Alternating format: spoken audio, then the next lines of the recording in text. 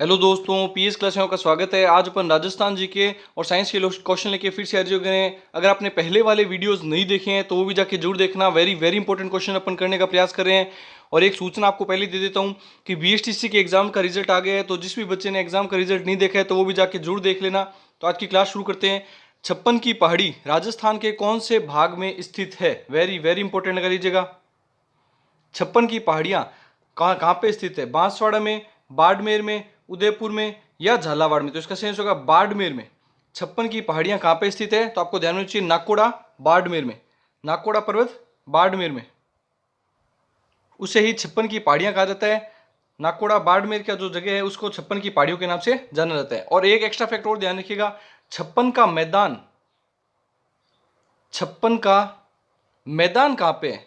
इन दोनों में बच्चे काफी ज्यादा कंफ्यूज होते हैं। छप्पन की पहाड़ियां तो है नाकोड़ा बाड़मेर में, जहाँ पे हल्देश्वर की पहाड़ियां भी स्थित है पिपलूद नामक जगह पर, ये सभी बाड़मेर में जगह है। उसके अलावा छप्पन का मैदान कहाँ पर है? तो ये आपको ध्यान चाहिए बांसवाड़ा में।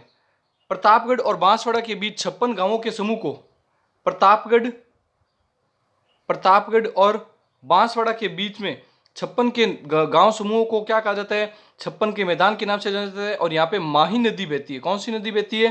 तो आपको ध्यान में होना चाहिए माही नदी बहती है। वेरी वेरी इंपॉर्टेंट है, ये भी ध्यान रखना कि बांसवाड़ा में छप्पन का मैदान स्थित है और छप्पन की पहाड़ियां बाड़मेर में स्थित है। नेक्स्ट क्वेश्चन अपन देखेंगे, आडा वाला पर्वत किस जिले में स्थित है? वेरी वेरी इंपॉर्टेंट लगा लीजिए, काफी बार आ चुका है ये क्वेश्चन और बहुत अच्छा क्वेश्चन है। तो आडा वाला पर्वत किस जिले में स्थित है? जयपुर, झुंझुनू, बूंदी या चित्तौड़गढ़? तो इसका सही होगा बूंदी। बूंदी और सवाई माधोपुर, बूंदी और सवाई माधोपुर के आसपास की जो पहाड़ियां हैं, माधोपुर के आसपास की जो पहाड़ियां हैं वो आडा वाला पर्वत के नाम से जानी जाती है। तो बूंदी और सवाई माधोपुर के आसपास का इलाका आडा वाला पर्वत के रूप में जाना जाता है। वेरी वेरी इंपॉर्टेंट लगा लीजिएगा।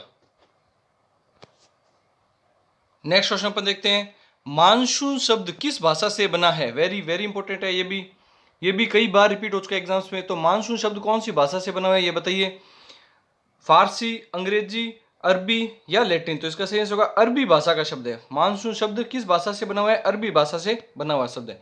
और अरबी भाषा में इसको मौसिम नाम से जाना जाता था, मौसिम। और अल बरूनी ने इसका सबसे पहले प्रयोग किया था।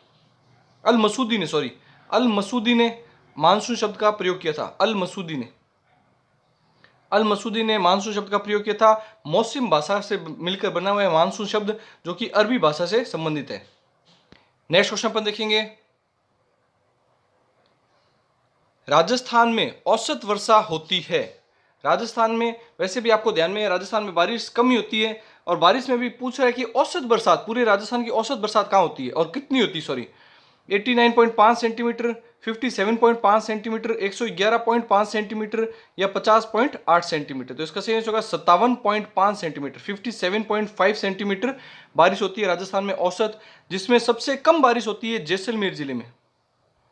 जैसलमेर जिले में कहाँ कितनी होती है? 11 सेंटीमीटर के आसपास होती है, 11 सेंटीमीटर के आसपास। और सर्वाधिक बारिश कहाँ होती है? तो आपको ध्यान में होना चाहिए झालावाड़ में। झालावाड़ में, झालावाड़ जिले में सबसे ज्यादा बारिश होती है। लगभग 110 के आसपास सेंटीमीटर में बारिश होती है। यहाँ पे 100 के आसपास, लगभग 100 के आसपास सेंटीमीटर में यहाँ पे बारिश होती है। कभी कम कभी ज्यादा हो सकती है, लेकिन 100 के आसपास की सेंटीमीटर में बारिश झालावाड़ के आसपास में होती है।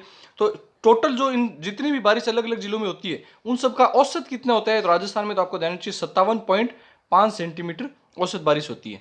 उसके अलावा अगर आपको जगह नहीं पूछ के, जिला नहीं पूछ के जगह पूछे जाए कि किस जगह पर सबसे ज्यादा बारिश होती है पूरे राजस्थान में, तो आपको ध्यान रखना है इसका माउंट आबू करना है इसका नाम, माउंट आबू।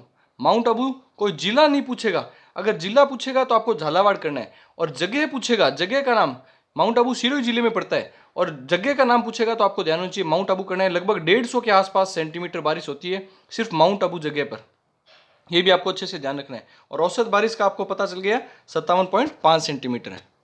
नेक्स्ट क्वेश्चन अपन देखेंगे, राजस्थान के कौन से भाग में काली मृदा पाई जाती है? वेरी वेरी इंपॉर्टेंट लगा लीजिएगा, इसके एक्स्ट्रा फैक्ट भी बहुत ज्यादा इंपॉर्टेंट है। काली मिट्टी कहाँ पाई जाती है? उत्तर पूर्वी भाग, मध्यवर्ती भाग, दक्षिणी पूर्वी भाग या दक्षिणी अरावली भाग? इसका सही आंसर होगा, देखिए आप राजस्थान का मैप में देखिए इसको, सबसे अच्छा समझ में आएगा आपको। तो सबसे पहले अपन देखते हैं, ये राजस्थान का मैप हो गया, ये इसका भाग उत्तरी भाग हो गया, ये इसका पश्चिमी भाग, ये इसका दक्षिणी भाग, ये इसका पूर्वी भाग। तो यहां वाला जो इलाका है, ये जो एरिया है, दक्षिणी पूर्वी भाग कहलाता है। कौन सा भाग कहलाता है? दक्षिणी पूर्वी भाग। तो काली मिट्टी या फिर काली मृदा भी कहां पाई जाती है? तो दक्षिणी पूर्वी भाग में, इस वाले भाग में काली मिट्टी पाई जाती है। इस वाले भाग में कौन से जिले हैं आपको ध्यान में होना चाहिए? हाड़ौती के जो जिले हैं वो दक्षिणी पूर्वी भाग में आते हैं, हाड़ौती के जिले हैं। तो हाड़ौती के जिले कौन कौन से आते हैं आपको ध्यान में है? कोटा, झालावाड़, बारा, बूंदी। ये आपको ध्यान में होना चाहिए। कोटा, झालावाड़, बारा, बूंदी, ये जो जिले हैं ये हाड़ौती के पठार के अंदर आने वाले जिले हैं। और यहाँ पे कौन सी मिट्टी पाई जाती है? काली मिट्टी, दक्षिणी पूर्वी भाग में। अब ये मिट्टी किसके लिए अच्छी होती है, किस फसल के लिए उत्पादक अच्छी होती है? तो आपको ध्यान चाहिए कपास। काली मिट्टी किसके लिए होती है? कपास के लिए। और धान, चावल के लिए भी कुछ मात्रा में अच्छी होती है। तो आपको मुख्य रूप से तो ध्यान रखना है कपास के लिए अच्छी मिट्टी होती है, काली मिट्टी कपास के लिए अच्छी पाई जाती है। और दक्षिणी पूर्वी भाग में राजस्थान के काली मिट्टी पाई जाती है। नेक्स्ट क्वेश्चन अपन देखेंगे। अब अपन साइंस के क्वेश्चन करेंगे। थायराइड ग्रंथि द्वारा स्त्रावित हार्मोन है। थायराइड ग्रंथि से कौन सा हार्मोन निकलता है? पैराथार्मोन, थायरोक्सिन, ग्रोथ हार्मोन या इंसुलिन हार्मोन? पहले अपन देखते हैं कि थायराइड ग्रंथि पाई कहां जाती है। मनुष्य का जो गला होता है, गले के मध्य जहाँ पे बोलने वाला जो कंठ अपने होता है उसके आसपास में ये इस प्रकार से थायराइड ग्रंथि पाई जाती है।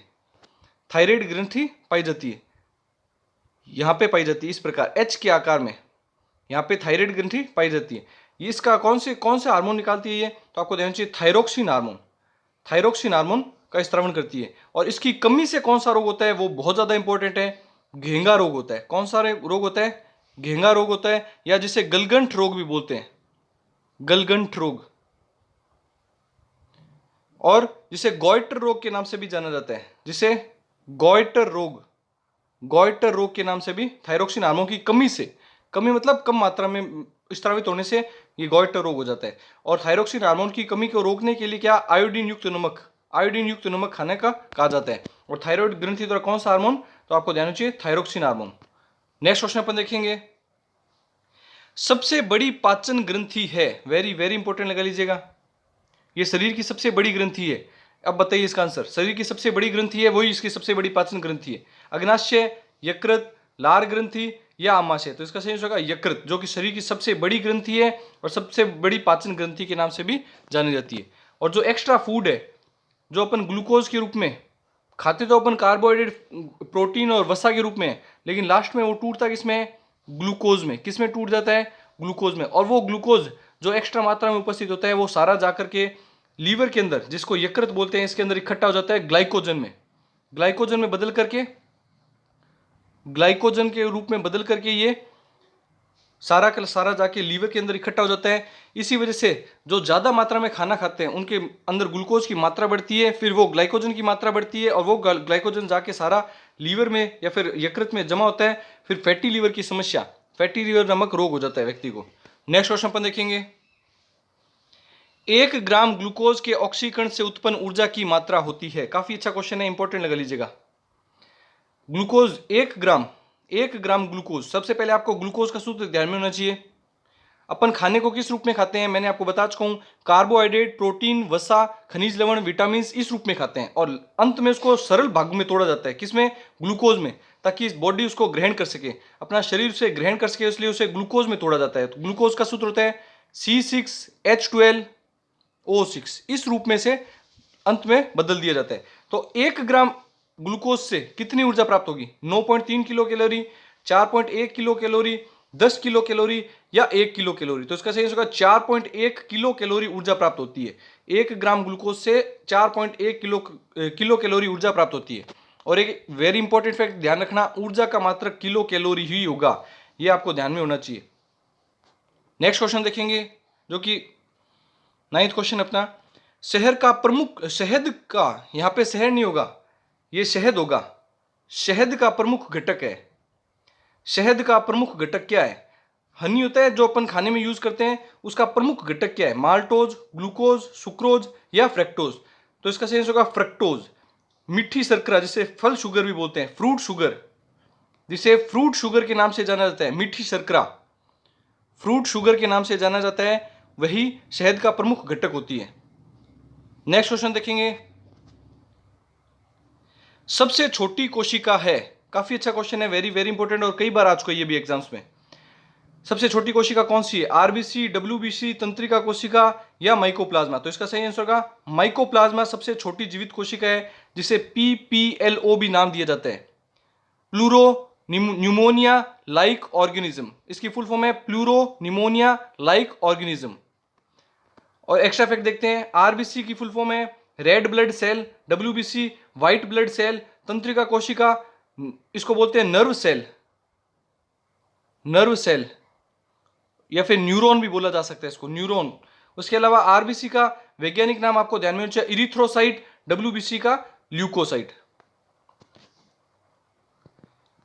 आई होप जो भी मैंने आपको क्वेश्चन करवाए आपको अच्छे लगे होंगे। अच्छे लगे तो ज्यादा से ज्यादा दोस्तों में, स्टडी ग्रुप में शेयर कीजिए, वीडियो को लाइक शेयर और सब्सक्राइब कीजिए। Thank you.